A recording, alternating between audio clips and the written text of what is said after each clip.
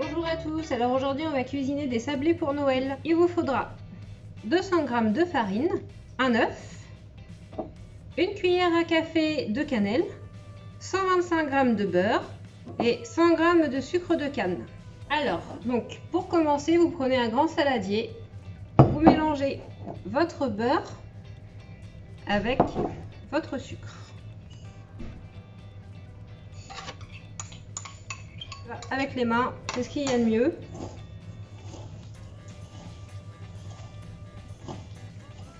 Ensuite, il faudra ajouter votre œuf, la cannelle et ensuite la farine.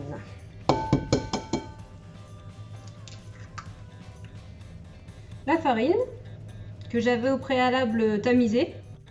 Et donc la cannelle, il nous faudra une cuillère à café. Et donc on mélange jusqu'à ce qu'on obtienne une boule. Donc le fait que votre beurre soit mou, en fait, de l'avoir sorti avant, ça permet de mieux le travailler, tout simplement. Une fois que vous aurez réussi à faire votre boule, il faudra la couvrir avec un torchon propre, tout simplement. Vous la laissez dans votre saladier, vous mettez un torchon propre dessus et elle doit rester au réfrigérateur pendant environ 1 heure. Après, ce que vous pouvez faire également, c'est travailler directement sur votre plan de table. Donc on arrive vers la fin, la boule est presque prête. Voilà, ma boule est prête. Donc je vais la laisser reposer une petite heure au frigo. Donc pensez à mettre un torchon propre, hein, bien sûr. Donc voilà, j'ai récupéré ma pâte. Mettre de la farine sur votre plan de travail. Voilà. Et vous allez l'étaler, donc à l'aide d'un rouleau à pâtisserie, c'est mieux. Sinon, si vous n'avez pas de rouleau à pâtisserie, hein, il y a un système D, vous prenez un verre tout simplement. Donc si votre pâte, vous avez du mal à l'étaler, ce que vous pouvez faire, c'est que vous prenez une feuille de papier sulfurisé, vous mettez dans le four. Vous essayez de l'étaler de nouveau. Enfin, vous remettez une feuille sulfurisée par-dessus et vous essayez d'étaler. Et ensuite, vous pouvez remettre un petit peu au frigo, une trentaine de minutes environ. Donc, n'oubliez pas, hein, il faut préchauffer votre four également à 180 degrés.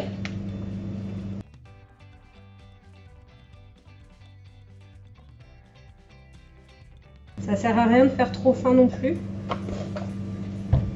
Voilà. Donc une fois que votre pâte est étalée, vous pouvez ensuite, avec les emporte-pièces, donc faire les différentes formes que vous souhaitez. Donc c'est parti.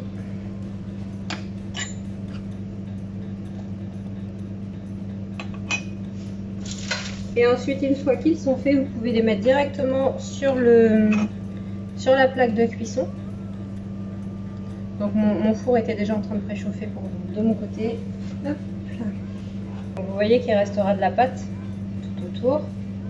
Donc la pâte, bien sûr, je vais la rerouler et je vais l'aplatir de nouveau pour refaire d'autres sablés. Voilà. Alors, je sais pas, enfin, je pense que vous pouvez pas voir, mais effectivement, quand la pâte est un peu trop fine, c'est beaucoup plus compliqué de travailler la découpe. Donc, veillez à pas trop étaler la pâte. Voilà. Donc avec ce qui reste, je reforme une boule que je vais étaler de nouveau pour pouvoir refaire de nouvelles formes. C'est parti.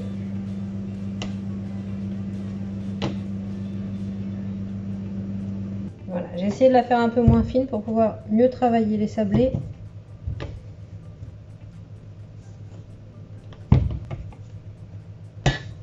Alors, hop. Ah ouais, c'est mieux.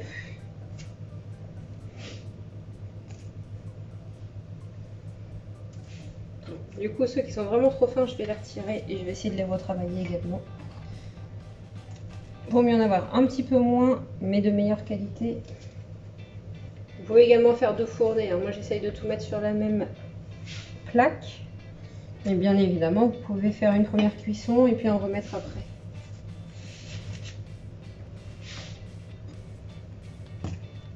Et voilà.